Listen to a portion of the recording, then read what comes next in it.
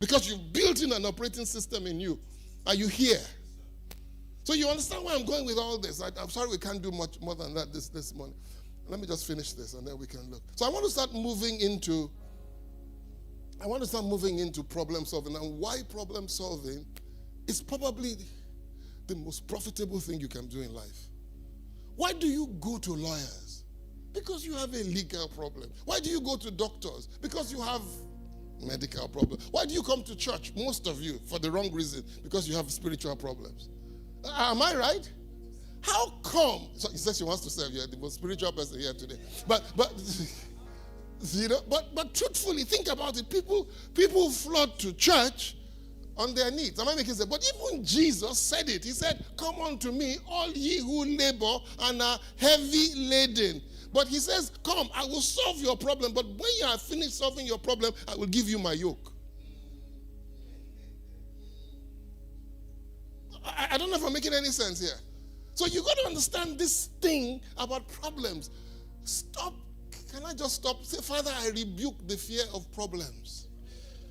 I'm not afraid of problems." And don't worry, Job is not coming to your house. But you know what I mean. Stop being afraid of problems. Why don't you ask God to show you the opportunities in problems? So let's touch on a few of them. All right? There are a lot of them, but they're very short. The person who serves the most people the best will make the most money. You have to take your mind off of your own pain. You have to stop feeling so plugged into your own needs that you can look at somebody else and what they need and feel their pain long enough and care about it strong enough to say, "You know what, I'm going to go work on solving their problem." Jesus was not wrong when he said, "He will be greatest among you, let him be servant of all." The person who serves the most people the best will make the most money. It's that simple. You want to become richer? Serve more people. You know, for us to finish this hall, all we have to do is double. And people pay their tithe. Have you noticed Jesus himself said, the coin is in the mouth of the fish? People solve people's problems. Let's make it a little more interesting. People don't buy prices, they buy solutions. Nobody buys a drill because they want a drill. They buy a drill because they want a hole. Nobody buys a saw because they want a saw. They buy a saw because they want a shorter board. The solution to their problem is the value. The reason you think price matters is because you've never learned how to sell. People don't buy prices. They agree to prices and buy solutions. Do you see where I'm going with all this? If this is what people buy and you don't know how to provide it, you're already in trouble. Am I making sense? You are in trouble. I am in trouble. Let's take it a little further. The reason your business doesn't grow is because you want to solve problems for people that they don't want solved. You have a big pool of people with a big problem, but they don't have willingness to pay to solve it. Everybody don't want to solve their problems. Find a big group of people who have a big problem and the wherewithal to pay for it. They're going to have the ability to pay for it. One of the problems y'all have is you want to solve problems for people who can't pay you. And the reason you want to solve problems for those people is because you can remember when you were them. But you didn't go from being them to being you by somebody else fixing that problem for you. You went by figuring out how to fix that problem yourself. And then when you attempt to circumvent that process for them, you're not helping them, you're helping them to harm them.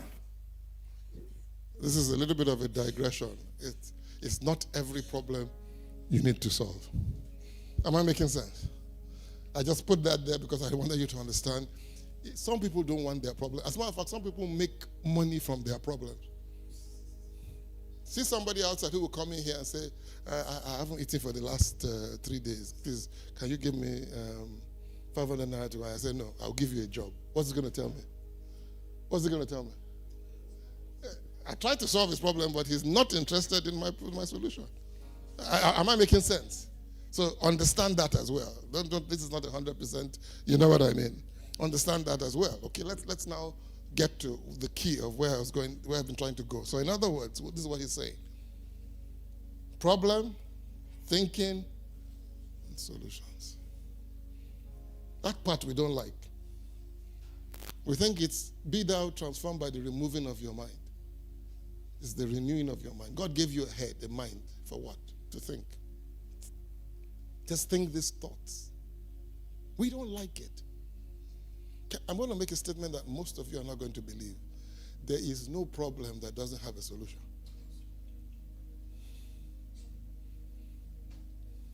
You can take that to the bank. There is no problem that doesn't have the solution. What the solution is, I don't know. But I know that there's no problem in the world. Now, this is where we're going to park our cars. And I'll just spend about 5 or 10 minutes on it, and then I'll continue next week. If our guests, if my invited guest has confirmed, then we'll adjust. Number one problem in lead generation is too many people are attempting to move people towards pleasure instead of moving them away from pain. You're saying 7 steps to 7 figures. 7 steps to 7 figures is a terrible headline for lead generation. You know what a better headline is? The 7 biggest mistakes that's keeping entrepreneurs from 7 figures. They both say the same thing, but the entrepreneur already knows they're not making 7 figures. They also know that it's really, really hard to make 60,000 a year, so they think if I'm going to go from 60,000 a year to 7 figures, it's got to be that much harder, so I don't believe you. 7 steps to 7 figures, I don't believe you. But the 7 biggest mistakes entrepreneurs are making that keep them from 7 figures, that's easier to believe. Do you get where he's going with this? And this is one of the biggest mistakes I've made in ministry, is I've always tried to put a positive thing on my messages. And it doesn't attract people. And sometimes I try to teach my leaders sometimes that you can't sell to people what you are not. I don't know if I'm making sense. You can tell them God is a very great God, but if he's not great to you, technically you're lying. Am I making sense? Even though he's a great God, am I making sense?